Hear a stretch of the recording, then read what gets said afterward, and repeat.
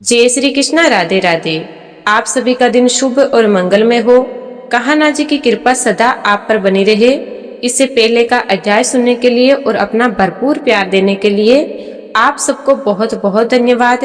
आज सुनिए वैशाख मास महात्म्य में आगे की कथा। इससे पहले की कथा में आपने सुना कि जब भगवान ने अपनी सखी को आज्ञा दी कि जाकर वे खुद देखें कि वे कन्या इस प्रशंसा के योग्य है या नहीं, क्योंकि वे अद्वितीय अनुपम रूप और लावण्य से भरपूर थी। तब वक्कल मल्लिका सखी देवादिदेव भगवान को प्रणाम करके गुंजा के दाने के समान लाल रंग वाले घोड़े पर सवार हुई और उनके बताए हुए मार्ग से चल दी। रास्ते में तरह तरह के हिरण, पक्षियों और वृक्ष लताओं को देखती हुई और बार बार प्रसन्न होती हुई वह आरणी नदी के पश्चिम तट पर जा पहुंची। वह स्थान बहुत सारे वृक्षों से हरा भरा था। वहां अगस्त वर्षरा घोड़े से उतरकर वक्कल मल्लिका स्नान और जलपान करके फिर नदी के तट पर ही विश्राम करने लगी। इतने में ही राजभवन से बहुत सारी स्त्रियां देवता के समीप वहां आई। वह सब की सब पद्मावती की सखियां थी। उन्हें देखकर वक्कल मल्लिका उनके पास गई और इस प्रकार बोली, हे सुंदरियों, तुम कौन हो? तुम्हारे आभूषण और हार तो बड़े ही विचित्र हैं। तुम कहाँ से आई हो और इस स्थान पर तुम्हारे आने का उद्देश्य क्या है? उसकी बात सुनकर सखियों ने मंद मंद मुस्कुराते हुए कहा, हम आकाश राज की रेनवास में रहने वाली स्त्रियां और महाराज की पुत्री पद्मावती की सेलियां हैं। एक दिन राजकुमारी को आगे करके हम वन में गई थी। वहां उनके लिए फूल तोड़ती हुई सभी सखियां एक वृक्ष के नीचे जा बैठी। वहीं हमें एक सुंदर पुरुष का दर्शन हुआ। उनके श्री अंगों की कांति इंद्र नीलमणि के समान श्याम थी। उनका वक्ष स्थल लक्ष्मी जी का निवास जान पड़ता था। मुख पर मंद मंद मुस्कान की छटा छा रही थी। दोनों भुजाएं बहुत ही सुंदर, विशाल और हष्टपुष्ट थी। कटी प्रदेश में शुद्ध पीतांबर शोभ्यमान था। उन्होंने एक हाथ में श्रवण में बाण धारण कर रखा था। मस्त पर उनके सोने का मुकुट भी चमक रहा था। वह हार और भुजबल आदि आभूषणों से विभूषित थे। उन्हें देखकर सुवर्णदर्शी घोर वर्ण वाली हमारी कमल नयनी सखी पद्मावती सहसा बोल उठी कि देखो देखो। तब हम सब सखियां उन्हीं की ओर देखने लगी। इतने में ही वे शिकारी वहां से चले गए। उनके चले जाने पर हमारी सखी पद्मावती मूर्छित हो गई। उसे उसी अवस्था में हम लोग फिर राजभवन में लेकर आई। पुत्री की ऐसी अवस्था देखकर महाराज ने ज्योतिषियों को बुलाया कि हे विप्र, मेरी पुत्री की गरे दशा का फल तो बतलाइए। तब बृहस्पति जी के समान विद्वान ब्राह्मण ने मन ही मन सभी ग्रहों का विचार करके कहा कि राजन, कोई उत्तम पुरुष आपकी कन्या के पास आया था। उसे ही देखकर राजकुमारी जी मूर्छित हो गई हैं। उसी के साथ पद्मावती का विवाह संबंध होगा। राजा से ऐसा कहकर ज्योतिष जी अपने घर चले गए। तब आकाश राज ने वैदिक ब्राह्मणों को बुलाकर आदर पूर्वक कहा कि ब्राह्मणों, आप सभी देव मंदिर में जाकर वेद मंत्रों के साथ शंकर जी का अभिषेक कीजिए। उनको ऐसा आदेश देकर महाराज ने फिर हमें बुलाया और इस प्रकार कहा कि कन्याओं, तुम भगवान के महाअभिषेक की सामग्री जुटाओ। राजा की ये आज्ञा पाकर ही हम सब सखियां यहाँ देव मंदिर में आई हैं। हे सुभगे, अब तुम भी हमें अपना परिचय दो। कहाँ से या किस काम से तुम्हारा यहाँ आना हुआ है, या फिर यहाँ से कहीं और जाने का तुम्हारा विचार है? लगता है इस दिव्य अश्व पर आरूढ़ होकर तुम देवलोक से आई हो। सखियों के इस प्रकार पूछने पर वक्कल मल्लिका को बड़ा हर्ष हुआ। उसने मधुर वाणी में कहा कि मैं वक्टाकुलम वन में महारानी के दर्शन को हो सकते हैं। उसकी ये बात सुनकर उन कन्याओं ने कहा, सुभगे, तुम हमारे साथ धरणी देवी के दर्शन कर सकती हो। तब वक्कल मल्लिका उन कन्याओं के साथ राजभवन में आई। उधर धरणी देवी ने अतपुर में जाकर अपनी पुत्री से कहा कि बेटी, मैं तुम्हारे कौन सा कार्य करूं? तुम्हें कौन प्रिय वस्तु लगती है? माता के इस प्रकार पूछने पर मनस्वी कन्या पद्मावती ने मन स्वर में कहा, अम्बे, संसार में जो सबसे अधिक नैना विराम है, नैनों को सुख देने वाला है, साधु संतों के मन को भी जो परम प्रिय लगता है, ब्रह्म देव पदार्थों में भी सबसे अधिक तेजस है, देवताओं का भी देवता है, श्रेष्ठ भक्तों को जो इस लोक में सुलभ है और ए भक्तों को जिसकी कभी प्राप्ति ही नहीं होती, उसी वस्तु से मेरा मन लग रहा है माते। वह भक्तों की सभी कामनाएं देने वाले आप मेरे लिए उस वस्तु की खोज कराइए। तब धरणी देवी बोली, सुलोचने, जरा उसके भक्तों का लक्षण तो बतलाओ जिनके लिए वे इस संसार में सुलभ है।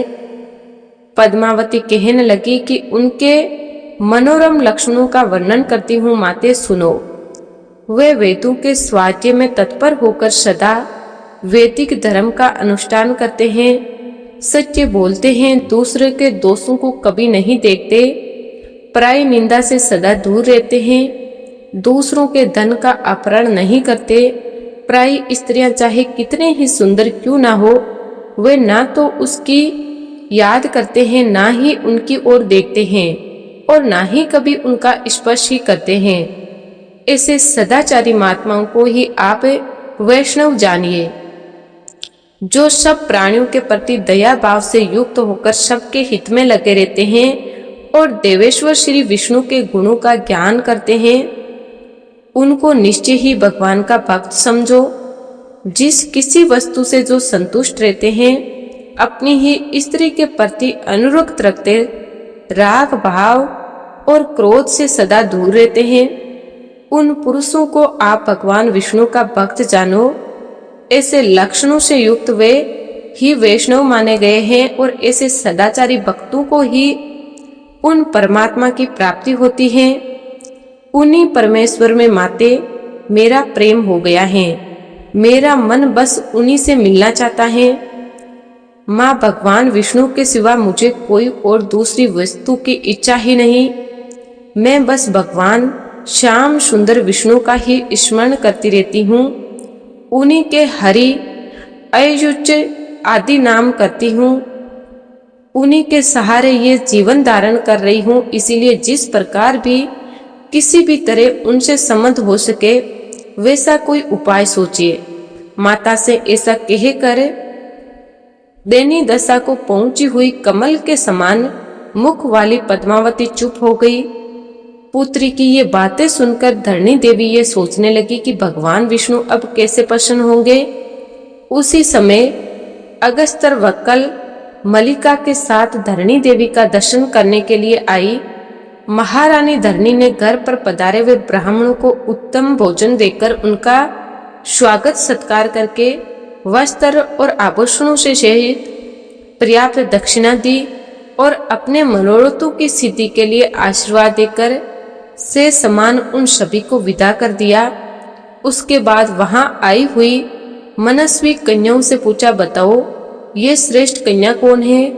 तुम लोगों से इसका साथ कहाँ हुआ और इस राजभवन में ये किस लिए आई है? मुझे तो ये कोई पूजनीय देवी लग रही है। तब कन्याएं बोल पड़ी कि महारानी जी, ये देवी वास्तव में दिव्यांगना है और किसी कार्य से ही आपके पास आई है। देवालय में भगवान शंकर के पास ही हम लोगों से ये मिली हैं। हमारे पूछने पर इसने बताया कि मैं पूजनीय महारानी से मिलने आई हूँ। तब हमने कहा कि तुम हमारे साथ चलो, हम महारानी जी की दासियां हैं और अभी राजमहल में ले चलेंगी। इसी प्रकार ये आपके पास आई है। अब आप ही पूछ लीजिए कि इनके आने का उद्देश्य क्या है। तब धरणी देवी ने पूछा कि तुम कौन हो और कहां से आई हो? मुझसे तुम्हें क्या काम है, सच सच बताओ। तब वक्कल मलिका बोली, महारानी मैं वेंकटाकुलम निवासी हूँ। हमारे स्वामी भगवान नारायण सदा श्री एक दिन वे हंस के समान श्वेत और मन के समान वेगशाली अश्व पर सवार होकर वेंकटगिरी के पास ही वन में शिकार खेलने के लिए गए और एक वन से दूसरे वन में घूमते हुए आरणी नदी के तट पर जा पहुंचे। वहां घोड़ों से उतरकर वे नदी के सुंदर तट पर घूमने लगे। उसी समय उन्होंने फूल तोड़ती हुई कुछ सुंदर कन्याओं को देखा। उनके बीच में एक तनव कन्या भी थी जो लक्ष्मी जी के समान ही श्रवण गोरी और अत्यंत मनोहर थी। उस कन्या के प्रति भगवान का मन अनुरक्त हो गया, मोहित हो गया। उस कन्या को प्राप्त करने की इच्छा से फिर श्री हरि ने उन कन्याओं से पूछा कि ये सुंदरी कुमारी कौन है। कन्याओं ने उत्तर दिया कि महाबल, ये आकाश राज की कन्या है। इतना सुनकर वे घोड़े पर सवार हो गए और बड़ी तेजी से अपने निवास स्थान वंकटाकुलम लिखे। तुम आकाश राज के नगर में जाकर महाराज के अंतपुर में प्रवेश करो और महारानी धरणी से मिलकर कुशल प्रश्न पूछने के बाद उनकी सुंदर पुत्री पद्मलया को मेरे लिए मांग लो और राजा का मनोभाव जानकर उनकी जो भी इच्छा हो वो जानकर शीघ्र ही लौटकर आ जाओ। महारानी, भगवान की ऐसी आज्ञा होने पर मैं आपके महल में आई हूँ। अब आप मंत्री सहित महाराज जी से सलाह करके जो भी आपको उचित जान पड़े वैसा कीजिए। वक्कल मलिका की बात सुनकर महारानी धरणी बहुत प्रसन्न हुई। उन्होंने आकाश राज को बुलाया और पद्ममाल्य के पास जाकर मंत्रियों के बीच में उसकी कही हुई सारी बातें कह सुनाई। सुनकर राजा भी अत्यंत प्रसन्न हुए और मंत्रियों तथा पुरोहितों से बोले कि मेरी पुत्री पद्ममाल्य दिव्य रूप वाली अयोनिजा कन्या है। उसके लिए वंकटागिरी महाराज का उत्तम वचन सुनकर सभी मंत्री प्रसन्नता से बोले कि राजन, यदि ऐसी बात है तो हम सब लोग तो कृतार्थ हो गए। इस संबंध से आपका ये कुल सबसे उन्नत होगा। आपकी अनुपम कन्या साक्षात भगवती लक्ष्मी जी के साथ आनंद पूर्वक रहेगी। आप इसे देवादिदेव सारंग धनुषधारी परमात्मा श्री विष्णु को समर्पित कीजिए। ये शोभा वसंत ऋतु है, इसमें इस शुभ कार्य का अनुष्ठान शीघ्र कर डालना चाहिए। बृहस्पति जी को बुलाकर आप बस विवाह के लिए लगन निश्चित करें। इसके बाद बहुत अच्छा कहकर आकाश राज ने देवलोक से बृहस्पति जी को बुलाया और वर कन्या के लिए विवाह के लिए लगन पूछा। हे ब्राह्मण, कन्या का जन्म नक्षत्र मक्षिरा है और वर का श्रवण, इसीलिए इन दोनों के विवाह संबंध का विचार कीजिए।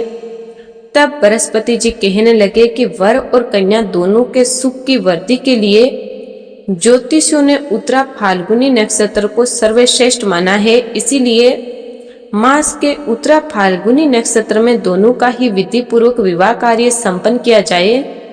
यह सुनकर राजा ने बृहस्पति जी को पूजा करके उन्हें विदा कर दिया और भगवान की दूती से कहा, अर्थात सखी से कहा, सुबह तुम भगवान के निवास स्थान को जाओ और देवादिदेव नारायण से कहो कि वैशाख मास में ये मंगल कार्य संपन्न होगा। आप वैवाहिक मंगलाचार संपन्न करके यहाँ पधारे। इसके बाद देवी का प्रेय करने वाली सुख रूपी दूत को वक्कल मालिका के साथ भेजकर आकाश राज ने अपने पुत्र को वायु, इंद्र आदि देवताओं को बुलाने के कार्यों में नियुक्त कर दिया। साथ ही विश्वकर्मा जी को बुलाकर अपने नगर की सजावट के काम में लगाया। विश्वकर्मा जी ने पल भर में ही अपना कार्य पूरा कर दिया। उधर ववक मालिका अश्व पर सवार होकर सुख के साथ प्रस्थान कर गई और वंकटाकुलम के भीतर गई। वहां सुंदर नेत्रों वाले भगवान नारायण को लक्ष्मी जी के साथ रतन सिंहासन पर विराजमान देखकर प्रणाम करके प्रसन्नता पूर्वक बोली कि प्रभु, वहां का कार्य तो मैंने पूरा कर लिया। उधर से मांगलिक वर्ता करने के लिए ही ये सुख यहाँ मेरे साथ आया है।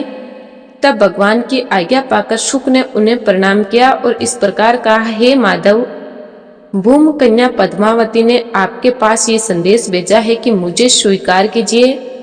रमामते मैं आपके ही नाम लेती हूँ, आपके ही स्वरूप का सदा स्मरण करती हूँ।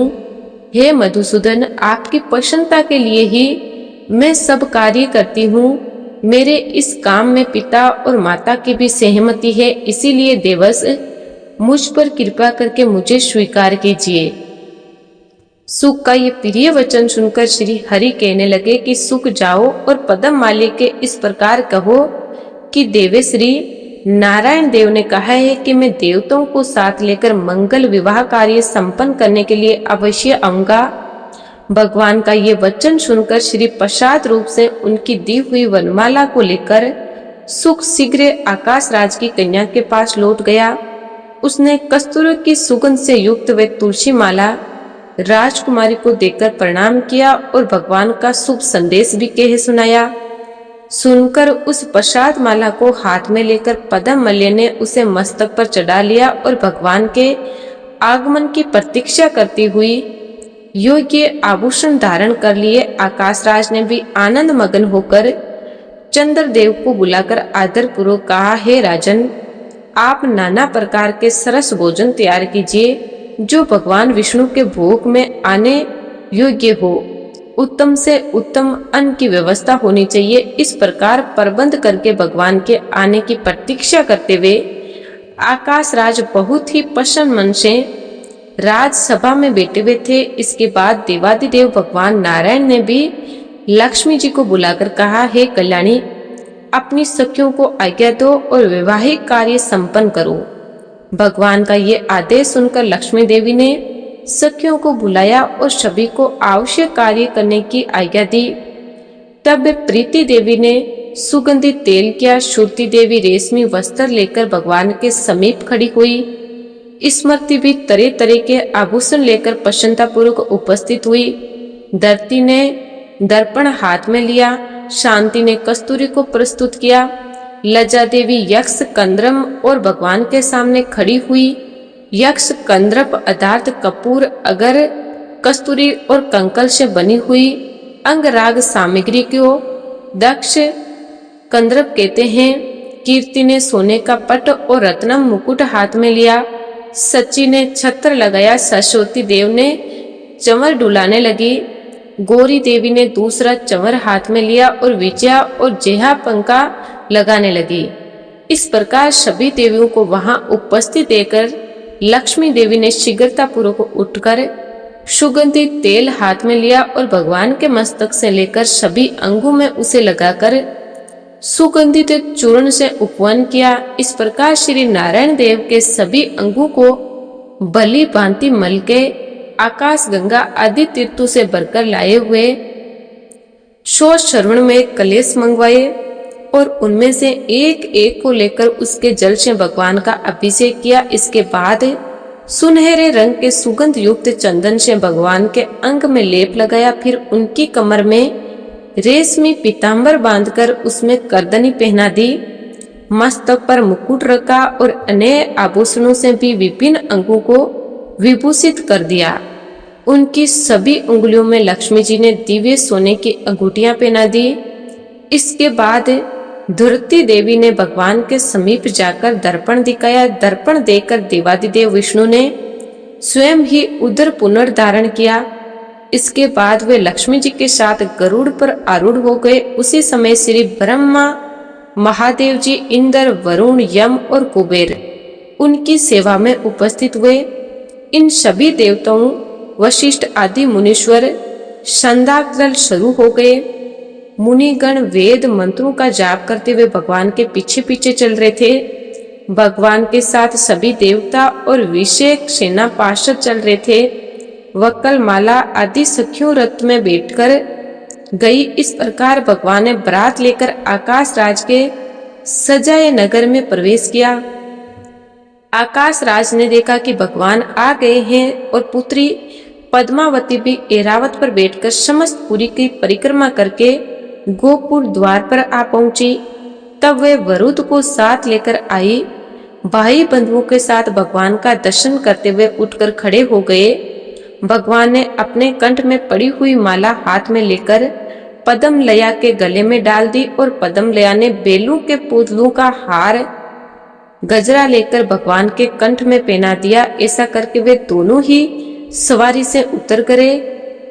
थोड़ी देर पड़े पर खड़े होने के बाद सुंदर गृह में प्रवेश किया। उनके साथ ब्रह्मा आदि देवताओं का समुदाय भी था।